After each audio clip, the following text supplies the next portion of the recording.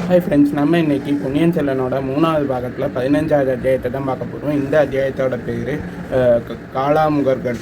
அதாவது வந்தியத்தேவன் இப்போ பழையாறையை நோக்கி போயிட்டுருக்கும்போது அவனுக்கு தூக்கம் வருது. அதனால ஒரு மரத்தில் குதிரை கட்டிட்டு அவன் வந்து அந்த குதிரை பக்கத்துலேயே படுத்து தூங்கிட்டு இருக்கான். அடுத்த நாள் காலையில் வெடியும் போது சூரியனோட கதிர்கள் அவனோட கண்ணில் பட்டு அவனுக்கு முழிப்பு வருது. அப்போ காலையில் முழித்த உடனே எந்திரிக்கிறதுக்கு அவனுக்கு விருப்பம் இல்லை. அதனால படுத்துட்டு கண்ணு மூடிட்டு இருக்கான். அப்போது அந்த நேரத்தில் யாரோ 2 பேர் பேசுகிற சத்தம் கேட்குது. யாரா அது? காலையிலேயே 2 பேர் ஏதோ பேசிட்டு வராங்க அப்படின்னு பார்த்தா அவங்க 2 பேருமே பார்க்குறதுக்கு எப்படி இருக்காங்கன்னா, அவங்க இந்த ஜடாமுடி வச்சுருக்காங்க, அப்புறம் கையில் சூலம் வச்சுருக்காங்க, நல்ல விபூதி பூசி பட்டை அடிச்சிருக்காங்க. இதெல்லாம் பார்க்கும்போது அவங்க சிவனை கும்பிடுற வீர சைவர்கள், காளாமுகர்கள் அப்படின்னு அவனுக்கு தெரிய வருது. காளாமுகர்களை பற்றி வந்தியத்தேவன் கேள்விப்பட்டிருக்கான். அவங்க இப்படி அகோரிகள் அவங்க கபாலிகர்களோட இதில் வழியில் வந்தவங்க. ஆனால் கபாலிகர்கள் ஆரம்ப காலகட்டத்தில் நரபலியெல்லாம் கொடுத்தாங்க. ஆனால் இவங்க நரபலி கொடுக்குறதில்ல. ஆனால் அவங்க சுடுகாட்டில் உட்காந்து தவம் பண்ணுவாங்க, பயங்கரமான தவம்லாம் பண்ணுவாங்க அப்படின்னு அவன் கேள்விப்பட்டிருக்கான். அப்போ அவங்க 2 பேர் அப்படி வரும்போது இவன் என்ன பண்ணுறான்னா, என்ன தான் பேசுகிறாங்க அப்படின்னு கேட்போன்னு கண்ணை மூடிட்டு அப்படியே கேட்டுட்ருக்கான். அப்போ அவங்க 2 பேரும் வந்தியத்தேவன் பக்கத்தில் வராங்க, நிற்கிறாங்க. அப்போ 2 பேரில் ஒருத்தர் சொல்கிறாரு, இந்த மாதிரி நம்ம 2 பேரும் பேசிக்கிட்டு இருக்கோம், இப்படி பக்கத்தில் நின்று பேசிக்கிட்டு இருக்கோம், இவன் கண்ணே முழிக்க மாட்டேங்கிறானு அப்படின்னு ஒருத்தர் சொல்கிறாரு. இல்லை இவன் நல்லா தூங்கிட்டு இருக்கான், கும்பகர்ண வம்சத்தில் வந்தான் போல இருக்குது, நல்லா இப்படி தூங்குறான் அப்படின்னு அவர் சொல்கிறாரு. இவனுக்கு ஒரு பெரிய ஆபத்து வரப்போகுது அப்படின்னு ஒருத்தர் சொல்கிறாரு. அதை கேட்டுன்னு இவனுக்கு ஒரு மாதிரியாக இருக்குது. இவன் தான் ஏற்கனவே அத்தனை ஆபத்துக்கு தந்துட்டு வந்திருக்கானே, அதனால நமக்கு என்னடா ஆபத்து வரப்போகுது இதுக்கு மேலே அப்படின்னு அவன் படுத்துக்கிட்டே யோசிச்சுட்டு இருக்கான். அப்போ சரி இந்த பையன் பார்க்குறதுக்கு ரொம்ப நல்ல பையனாக இருக்கான், நல்ல சுறுசுறுப்பான ஆளாக இருப்பான் போல இருக்குது, இந்த மாதிரி ஒரு வாலிபனை நம்ம கூட சேர்ந்துக்கலாமே அப்படின்னு ஒருத்தர் சொல்கிறாரு. அப்போ சிவோகம், இவனெல்லாம் நம்ம சேர்த்துக்க முடியாது, இங்கே பாரு இவனுக்கு பெரிய ஆபத்து வரப்போகுது, அதனால இவனை நம்ம கூட சேர்த்துக்க முடியாது அப்படின்னு சொல்லிட்டு அவங்க போயிடுறாங்க. அவங்க போய் கொஞ்சம் நேரம் கழித்து வந்தியத்தேவன் என்ன பண்ணுறான்னா, முழிச்சு அங்கேருந்து எந்திரிச்சு பார்க்குறான். அப்போ அவங்க அவன் படுத்திருந்ததை விட கொஞ்சம் தூரம் தள்ளி ஒரு மண்டபத்துக்கு பக்கத்தில் போகிறாங்க. மண்டபத்துக்கு பக்கத்தில் ஒரு குகை மாதிரி இருக்குது. அங்கே நின்று ஏதோ பேசிகிட்டு இருக்காங்க. குதிரையை மரத்துக்கு அடியிலே விட்டுட்டு இவன் மட்டும் நடந்து போகிறான், என்ன தான் பேசுகிறாங்க அப்படின்னு கேட்குறதுக்கு. அப்போ இந்த காளாமுகர்கள் என்ன பேசிக்கிட்டு இருந்தாங்கன்னா, அதாவது இந்த மாதிரி இந்த நாட்டை ஆள போகிறவனே நம்ம காளாமுகர்களோட கூட்டத்தில் தான் சேர போகிறான், அவன் பெரிய சிவபக்தன் அப்படின்னு அவங்க பேசிக்கிட்டு இருக்காங்க. அப்போ இன்னும் 2 பேர் இருக்காங்களே அவங்க அப்படின்னு இன்னொருத்தர் கேட்குறாரு. அதுக்கு இவர் என்ன சொல்கிறாருன்னா, இங்கே பாரு, ஏற்கனவே ஒருத்தன் கடலில் மூழ்கிட்டான்னு சொல்கிறாங்க, இன்னொருத்தனுக்கு காலம் குறுகிட்டே இருக்குது, அதனால அவன் ராஜாவாக போகிறதில்ல, அந்த மதுராந்தக தேவன் தான் ராஜாவாக போகிறான் அப்படின்னு இவங்க பேசிக்கிட்டு இருக்காங்க. அப்போ இவனுக்கு என்ன தோணுதுன்னா, நம்ம வேலையை பார்ப்போம், எதுக்கு இதெல்லாம் கேட்டுட்ருக்கோம் அப்படின்னு யோசிச்சுட்டு வந்தியத்தேவன் குந்தவையை பார்த்து உண்மையான செய்தியை சொல்லணும் அப்படின்னு யோசிக்கிறான். யோசிச்சுட்டு குதிரை கிட்ட போய் குதிரை மேலே ஏறி அங்கே அப்படி போகிறான். அவங்க காளாமுகர்கள் நின்று பேசிகிட்டு இருந்த இடத்த நோக்கி அப்படியே போய் அந்த பக்கமாக போகிறான், பழையாறையை நோக்கி போகிறான். அப்போ காளாமுகர்கள் வந்தியத்தேவனை அப்படி உத்து பார்க்குறாங்க. உத்து பார்த்துட்டு இருக்கும்போது, சரி இவங்கள்ட்ட என்ன பேச வேண்டியிருக்கு. நமக்கு தெரிஞ்ச செய்தியை நம்ம வந்து இளவரசிக்கிட்ட போய் சொல்லணும். யாராவது ஏதாவது போய் இளவரசி காதில் எதுவும் சொல்லிடக்கூடாது. இளவரசி ரொம்ப கவலைப்படுவாங்க. அது மட்டும் இல்லாமல் இளவரசியோட தோழி, அதாவது கொடும்பாளூர் இளவரசி வானதி தான் வந்து ரொம்ப கவலைப்படுவா. அவள் வந்து இப்படி இளவரசர் கடலில் மூழ்கிட்டாரு அப்படின்னு செய்தி அவள் காதுக்கு போச்சுன்னா அவள் வந்து ரொம்ப வருத்தப்படுவா. உயிரையே விட்டுருவா அப்படின்னு அவன் திருப்பி திருப்பி நினச்சிக்கிட்டே போகிறான். அப்படி போகும்போது பார்த்தா சில கிராமத்தெல்லாம் கடந்து போகிறான். அந்த கிராமத்தில் மக்கள் எல்லாரும் ரொம்ப சந்தோஷமாக இருக்காங்க. அதுக்கப்புறம் குழந்தைங்களும் நல்லா விளையாடிட்டு இருக்காங்க. சாப்பாடு கொடுக்குற இடத்துல சாப்பாடு கொடுத்துட்ருக்காங்க. நல்லா சிரித்து பேசிக்கிட்டு இருக்காங்க. எல்லா இதையும் அப்படியே பார்த்துட்டு போகிறான். அப்போ அவனுக்கு ஒரு யோசனை வருது. இந்த மாதிரி இந்த செய்தி இன்னும் இந்த ஊரில் இருக்கவங்களுக்கு தெரிய வரலை. அதுக்குள்ளே நம்ம எப்படியாவது இளவரசியை போய் பார்த்து உண்மையான செய்தியை சொல்லிடணும் அப்படின்னு யோசிக்கிறான். அப்போ எப்படி போகிறது அப்படின்னு யோசிக்கும் போது அவன் கையில் பழுவேட்டரையரோட அந்த முத்திரை மோதிரம், நந்தினி கொடுத்த முத்திரை மோதிரம் இருந்தது. அதை எடுத்து பார்க்குறான். அதை எடுத்து பார்க்கும்போது பழைய அறையில் பழுவேட்டரையரோட மோதிரம் வந்து பயன்படுமா, இதை பார்த்தா அவங்க வந்து உள்ளே விடுவாங்களா, இல்லை நம்மளை தூக்கி சிறையில் போட்டுருவாங்களா அப்படின்னு யோசிக்கிறான். இது வந்து இங்கே பயன்படாது. ஏன்னா இங்கே வந்து இளைய பிராட்டியும் செம்பியன் மாதேவியும் தான் பெரிய ஆட்கள் அப்படின்னு யோசிக்கிறான். அப்படி யோசிச்சுட்டு சரி இந்த மோதிரத்தை இங்கே பயன்படுத்த வேணாம் அப்படின்னு யோசிச்சுட்டு எப்படிரா கோட்டைக்கு போகிறது அப்படின்னு யோசிச்சுட்டு இருக்கும்போது அங்கே பார்த்தா யாரோ இந்த ரதமோ வந்து சாலையில் வர மாதிரி அவனுக்கு தெரியுது.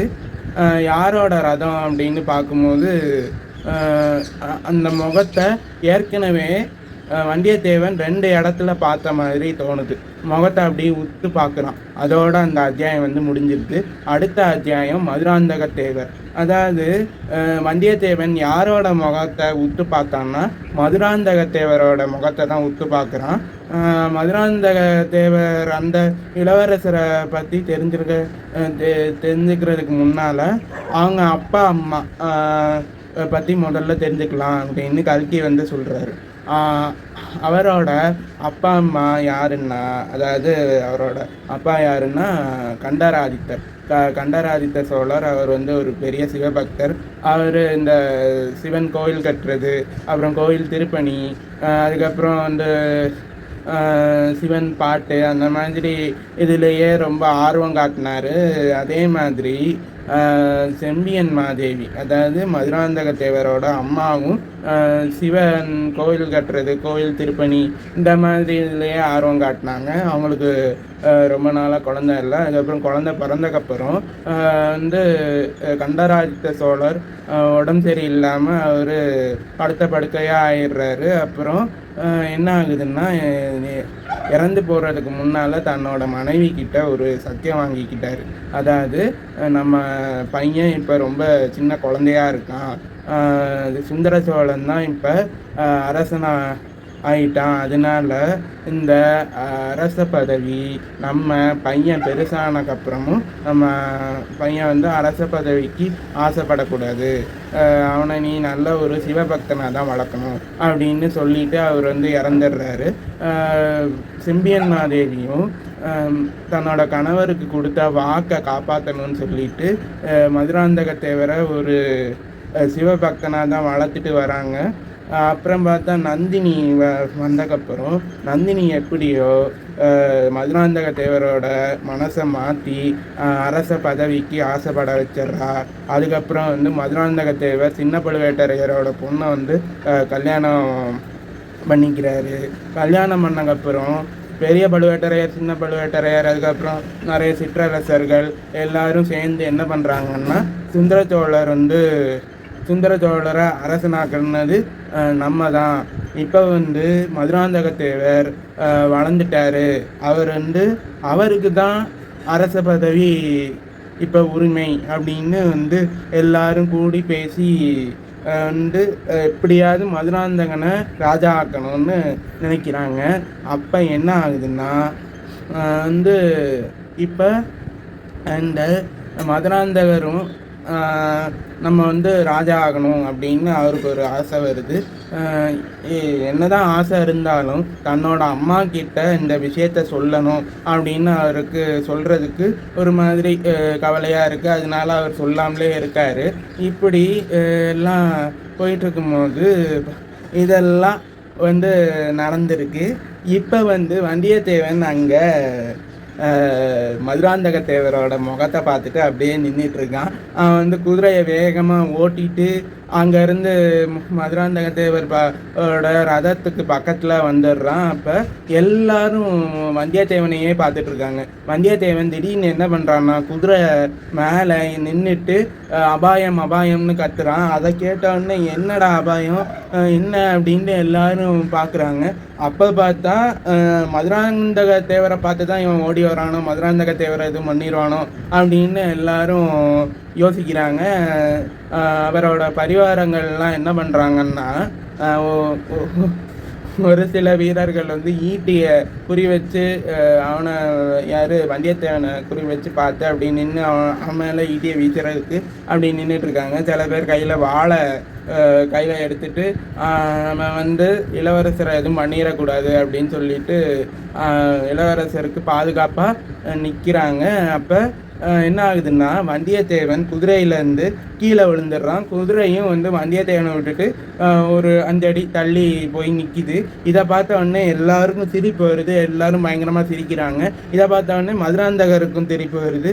அவரும் பார்த்து சிரிக்கிறாரு. அப்புறம் வந்தியத்தேவன் அப்படி விழுந்து கிடக்குறான்னா அந்த நேரத்தில் மதுராந்தகர் என்ன சொல்கிறாருன்னா இந்த மாதிரி அவனை தூக்கிட்டு இங்கே வாங்க அப்படின்னு என்கிட்ட வந்து நிறுத்துங்க அப்படின்னு செய்கையில் சொல்கிறாரு. அப்போ சில வீரர்கள் அவனை தூக்கி நிறுத்துறதுக்கு அவன் பக்கத்தில் போகிறாங்க. ஆனால் வந்தியத்தேவன் துள்ளி குதித்து எந்திரிச்சு நின்று அப்படி தன்னோட உரையில் இருக்க வாழை வந்து கையில் எடுக்கிறான். அப்போ எல்லோரும் தள்ளி போகிறாங்க. அதுக்கப்புறமும் மதுராந்தகனோட முகத்தை அப்படி பார்த்துக்கிட்டே இருக்கான். பார்த்துக்கிட்டே இருந்தோடனே அவனை இந்த பக்கம் கூட்டிகிட்டு வாங்க அப்படின்னு மதுராந்தகர் சொல்கிறாரு. சொன்னதுக்கப்புறம் பார்த்தா இந்த மாதிரி என்ன ஆகுதுன்னா வந்தியத்தேவனை அங்கே கூட்டிகிட்டு போகிறாங்க. வந்தியத்தேவன் அப்படி மதுராந்தகனோட முகத்தை பார்த்துக்கிட்டே இருக்கான். அப்போ என்னப்பா என் முகத்தை பார்த்துக்கிட்டே இருக்க, இதுக்கு முன்னால் நீ என்னை எங்கேயாவது பார்த்துருக்கியா அப்படின்னு கேட்குறாரு. வந்தியத்தேவன் வேற இப்போ உண்மையை பேசணும் அப்படின்னு ஒரு முடிவு எடுத்திருக்கான் அருள்மொழிவர்மர்னால. அதனால அவன் பொய் சொல்லக்கூடாதுன்னு உண்மையை தான் சொல்கிறான். அதாவது இதே மாதிரி முகத்தை இதே மாதிரி உங்களை வந்து இந்த கடம்பூர் மாளிகையில் பார்த்த மாதிரியே இருக்குது. அங்கே சில சிற்றரசர்கள் அப்புறம் சில பேர்லாம் சேர்ந்து ஒருத்தரை ராஜா ஆக்கணும்னு சொல்லி சபதம்லாம் எடுத்துகிட்டு இருந்தாங்க. அதுக்கப்புறம் வந்து இந்த மாதிரி என்னென்னா வந்து உங்களை வந்து இந்த தஞ்சாவூர் கோட்டையோட பொக்கிஷ நிலவரையில் நான் வந்து பார்த்தேன். அது பார்த்தது உங்கள் முகத்தை பார்த்தது வந்து கனவா இல்லை நிஜமானு எனக்கு தெரியல. உங்களை பார்த்தனா இல்லை உங்களை மாதிரி இருக்கிற இன்னொருத்தரை பார்த்தனா அப்படின்னு எனக்கு ஒரே சந்தேகமாக இருக்குது அப்படின்னு வந்து சொல்கிறான். அப்போ வந்தியத்தேவனை பார்த்து மதுராந்தக தேவர் என்ன சொல்கிறாருன்னா இந்த மாதிரி என்ன சொல்கிற நீ, என்ன வளர்ற, பொய் சொல்லாத அப்படின்னு அவர் வந்து சொல்கிறாரு. அப்போ இல்லை அரசே, இந்த மாதிரி நான் நேற்றுலேருந்து பொய்யே சொல்லக்கூடாதுன்னு ஒரு முடிவு எடுத்திருக்கேன். அதனால தான் எனக்கு ஒரே குழப்பமாக இருக்குது. நான் உங்களை பார்த்தேனா இல்லை உங்களை மாதிரி இருக்க ஆளை பார்த்தேனான்னு எனக்கு ஒரே குழப்பமாக இருக்குது, என்னன்னு எனக்கு புரியல அப்படின்னு வந்து சொல்கிறான். அப்போ மதுராந்தக தேவரும் நல்ல யோசித்து பார்த்துட்டு அவனை வந்து என்ன சொல்கிறாருன்னா, இங்கே பாரு, நேற்றுலேருந்து உண்மையை பேசுகிறானே, நீ ஒன்றும் கவலைப்படாத, நீ அங்கே என் கூட கோட்டைக்கு வா, அங்கே போய் சாகவாசமாக பேசிக்கலாம் அப்படின்னு வந்து சொல்கிறாரு. அப்போ சரி சரி நானும் உங்கள் கூட கோட்டைக்கு வரேன், அங்கே வச்சு பொறுமையாக எல்லா விஷயத்தையும் பேசிக்கலாம், வரேன் கோட்டைக்கு வரேன் அப்படின்னு அவன் சொல்கிறான். அப்போ மதுராந்தக தேவர் என்ன சொல்கிறாருன்னா, நீங்கள் போய் கோட்டை வாசலை தரங்க, நான் வந்து இவனை கூட்டிகிட்டு வரேன் அப்படின்னு அவர் சொல்கிறாரு மதுராந்தக தேவர். அதுக்கு உடனே கோட்டை வாசல் திறக்குது. வந்தியத்தேவனும் கோட்டைக்குள்ளே போகிறான். குந்தவையை பார்த்து செய்தியை சொல்கிறதுக்காக போகிறான். குந்தவையை மதுராந்தக குந்தவையை வந்து வந்தியத்தேவன் பார்ப்பானா, மதுராந்தக தேவர் வந்து வந்தியத்தேவன் கிட்ட என்ன கேட்க போகிறாரு, அவனை வந்து என்ன செய்ய போகிறாரு அப்படிங்கிறத இன்னொரு வீடியோவில் பார்க்கலாம். லைக் பண்ணுங்கள், ஷேர் பண்ணுங்கள். இதுவரைக்கும் சப்ஸ்கிரைப் பண்ண எல்லாருக்குமே ரொம்ப நன்றி. இதுக்கு மேலேயும் நம்ம சேனல் வந்து சப்ஸ்கிரிப்ஷன் நிறைய கூட்டிகிட்டே போகணும், நம்ம சேனலும் பெருசாகணும். அதுக்கு நீங்கள் தான் ஹெல்ப் பண்ணணும். பாய், இன்னொரு வீடியோவில் பார்க்கலாம்.